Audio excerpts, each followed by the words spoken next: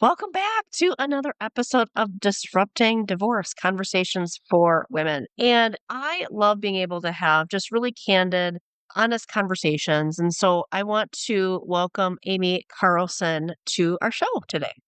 Thanks, Rhonda. So, talk to us a little bit about what you're doing to disrupt divorce. All right. So I would say where I fit into this topic and what I love to work with people on is energy and just being aware of your energy, the gains and the drains, of course, but also how when we are low energy, and that pairs right with stress for sure, the types of decisions that we make, the words that come out of our mouths sometimes are just, we don't feel like we're operating at our best. And I think sometimes we can forget what an important part energy plays in how we show up and how we can move forward into that life that we want to create. Yeah, absolutely. Well, and it's interesting because when I first started my business 11 years ago, I felt like one of the things that I was really adamant about talking about was listen, giving yourself permission to get rest or eat foods that are really going to help you move forward. And a lot of times, the women that I was working with, right, or have been working with, it's not that they're necessarily binging, it's almost the opposite. They're not eating Exactly. and which means they're depleting, right? Their energy and their opportunity to really show up and be focused, be able to make good decisions. So I love how we're kind of deconstruct some of these areas today because I think it is so important. So the first thing is, and I know you mentioned this briefly, is this awareness of our energy. Talk to us a little bit about how do we become more aware of it and then what can we do about it? It's a great question. And I love talking about this. So, the thing that I have been doing myself and then that I invite my clients to do is track. So, tracking energy can show up as different things. You could track your sleep, you could track what you are eating. Now, this is not about judgment. I Mhm. don't do tracking to judge ourselves, but just to collect data. You could also be tracking your mood.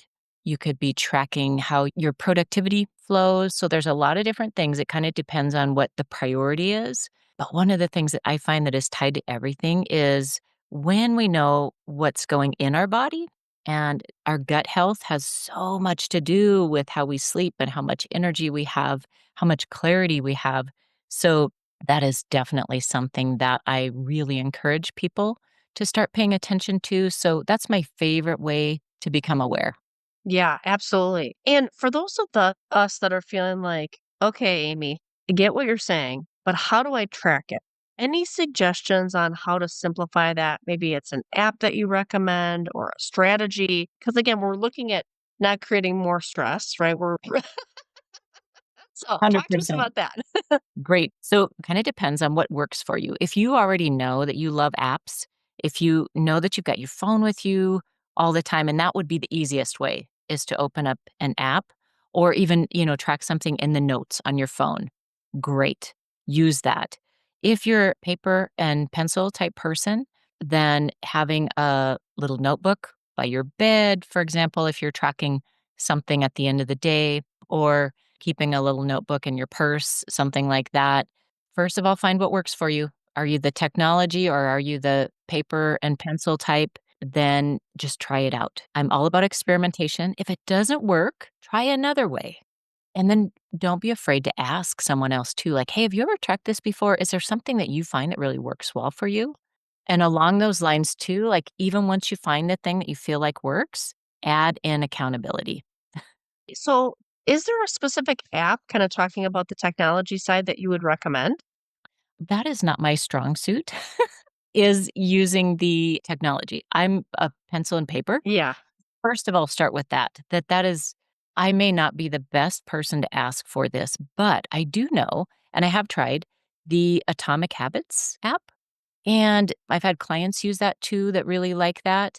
I know that on a lot of phones, there can be an app that comes like right with it with some kind of a fitness type of a tracking. And people have had good success with that. And I've had other clients that have just used their notes in their phone and it's almost like a little journal that they could whatever is their priority to track, they just track it right there. Yeah, that's awesome. Well, and it kind of reminds me of like when we're talking about budgeting, right? Budgeting is one of those things on the financial side that nobody wants to do, and yet they need to do it. And so, as people are going through the divorce process, okay, what's going to work for them? Is it grabbing a piece of paper and printing out our template for budget and tracking stuff? Or is it using an Excel spreadsheet? Or is it using an app like Monarch Money that will pull in live feeds? But I think at the end of the day, to your point, like we got to do it in a way that's simple enough that we do it. And each person's going to be different on what that looks like for them. I was also thinking about on the tracking side, like, okay, is there Apple Watch? Are some of those kinds of things right from the energy perspective? I don't know how we track if we're in a bad mood. Maybe we ask the people around us. I mean, Yeah. not that we don't always know, but sometimes it's hard to be honest. Like, yeah, I'm really not in a good mood. It's very hard to be honest. That's why I love tracking because I am amazed at how quickly I can create a story in my head about what I think is going on. And it may not have any factual basis. So if I can get real with the numbers or what really happened that day, and one of the things like tracking mood, I've come across the book Permission to Feel. And there's a great chart in there that kind of shows all of the different emotions, way more than what I even really knew there were. Yeah. And then it categorizes them in different quadrants and it shows them on a continuum of which ones are higher energy, which ones are lower energy. Mm, And not to say that it's bad, but then also if we could pinpoint, like, oh, I'm kind of feeling this, or my mood was mostly here today, it gives you some information as well to say, like, oh, no wonder. That's why my energy was low. yeah, I love that. And again, I think a lot of times with the audience that's listening, right? For those of you who are listening, and you're like, hey, yeah, my energy, man, I'm not sleeping, or I'm feeling overwhelmed, or I'm feeling stressed, or I'm feeling pressured, and just be able to identify, I think, those things and track them. And like you said, it's in alignment with, hey, what are your priorities? One of the things that we do for our clients is we're taking them through this process as we say, hey, what are your values, right? And so it's an important yet simple exercise to say, okay, am I doing these things? Hey, health is really important to me, but man, I'm not sleeping. I'm maybe drinking too much. I'm whatever, right? I mean, it's just the reality of where things are at. So that honesty piece I think is really important. And I love the apps. Atomic Habit, I know that that's a book, so that was probably a spin-off from that. And then the Permission to Feel, I think, is a great resource too. And I love the mindset of like, listen, we just have to collect data. And we could say that for our own well being, but also as women are going through this process and they're finding out things like, huh, isn't that interesting? Okay, I'm collecting data. And so that we're not expending way more energy than we need to be on things that it's like, hey, yeah, we could be really upset that we found XYZ, but we're just collecting data. We're just collecting information. So I think that's really a healthy way to be looking at this to help neutralize some of the anxiety or the stress. So I love that. Let's also talk about anything else about the awareness of the energy. I know we talked about the tracking, but anything else around the awareness component? I'm glad you asked that because it just made me think too. I didn't even add the most simple tool that really is my favorite, but I forget it too, is to use our breath. Even just to take one extra second, let's say something happens, you feel yourself getting ready to be drawn into something and giving yourself that one extra second to just take a nice deep breath. And honestly, the difference that that can make in how we react or how we respond or what goes on in our body or what words come out of our mouth next is phenomenal. And for anyone who has children around them too, just thinking all of these things that I'm speaking to today, like can definitely be done with your children as well. Taking that deep breath, working with that chart on permission to feel like, oh, even talking about energy, like how do you feel at the end of the day? So these things can be integrated if you've got, children around too and role modeling. But yeah, that tool of taking even one nice big deep breath Yeah. a long way. Yeah, absolutely. Well, and I love that because when we are looking at, my bridge method, which is what I take women through, the very first thing is breathe and build your team.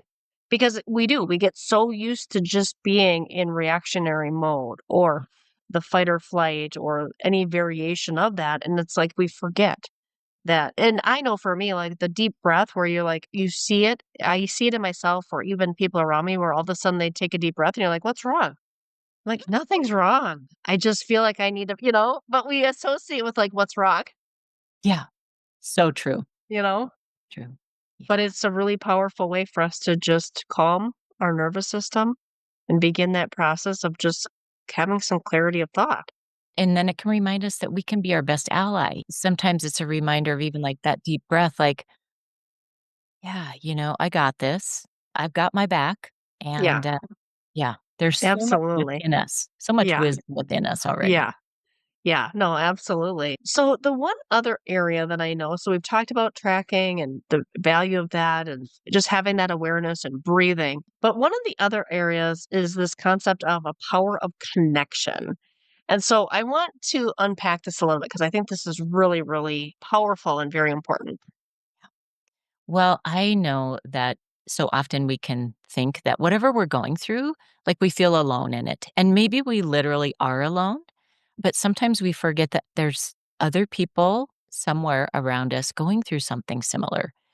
And so having the bravery, number 1, to even reach out, even if you're not sure who to reach out to, whatever your belief system is of just even releasing that intention out in prayer or to the universe that you want to connect. And then once you feel that sense of connection, whether it's with another person or a group maybe that you find that is going through something similar, then actually allowing yourself to lean into that connection.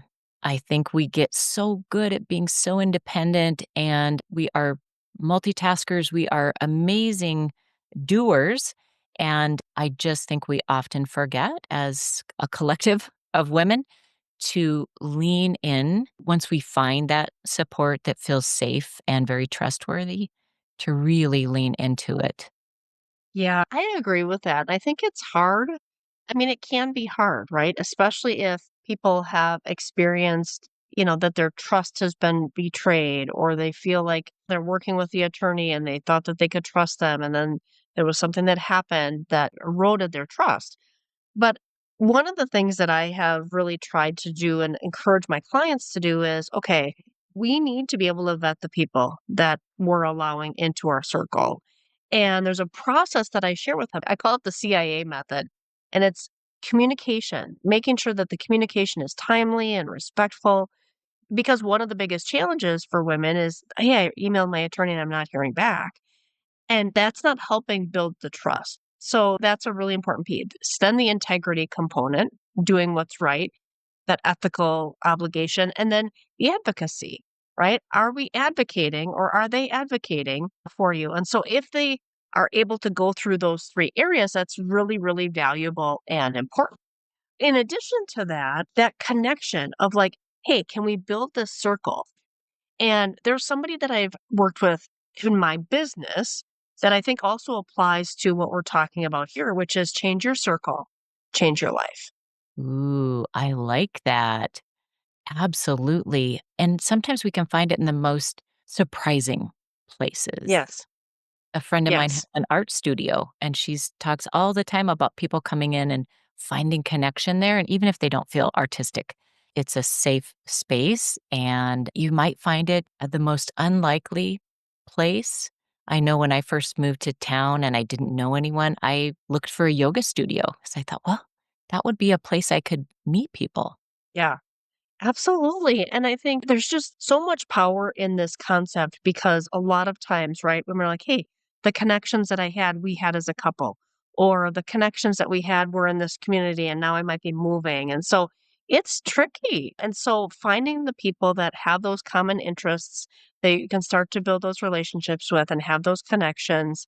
And I know for me, as we're building out or helping our clients build out their team, it's having the legal and the financial and the emotional fully vetted, amazing individuals that it's like it helps expedite that process.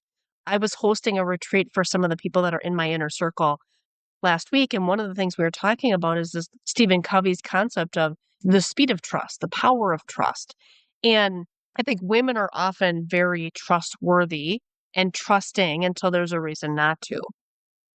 And if we can lean into that and really it's expediting, that process, that connection, feeling supported, feeling encouraged, making sure that you've got that right team of people around you and making the tough decisions when it's not.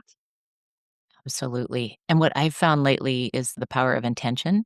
What's my intention going into this, Yes. in connecting with this person or looking for a group? What's my intention so that I'm really clear and then I'm more likely to find that. And then I agree 100% as well. Going back to the energy, if you start to find that something isn't quite aligning anymore, being able to have some of those difficult conversations and it doesn't have to be about a character flaw. It can just be a difference in some people come into our lives for a season and some people come into our lives for longer amounts of time, and there's nothing wrong with that. Yeah. No, absolutely. It's all part of the journey, but I love the energy audit, right? Taking an opportunity to just audit where are we at and what do we still need and what are those things that energize us and let's do more of that, right? And less of the things that drain our energy. And unfortunately, right, as people are going through divorce, they're probably going to find that a lot of the things that they're having to do drain their energy. Rhonda, I don't want to have difficult conversations. I don't want to have to find documents or statements or hold my attorney accountable or budget, right? I mean, we could add a whole list of things. But I think we've covered a lot of ground in a really short period of time of just giving women some practical tips and tools. As we wrap up our time together today, Aimee, any other final thoughts, sound off advice that you would give our listeners? Well, one thing that's coming to mind that I have been working with more and more myself too is just having that vision about where I'm going and this kind of future self holding the space for me so that when things get tough, when I have those overwhelming days, when I feel a little bit lost, I can still go back to that kind of like a North Star about really what it is that I want, where I'm going, and what I want things to look like.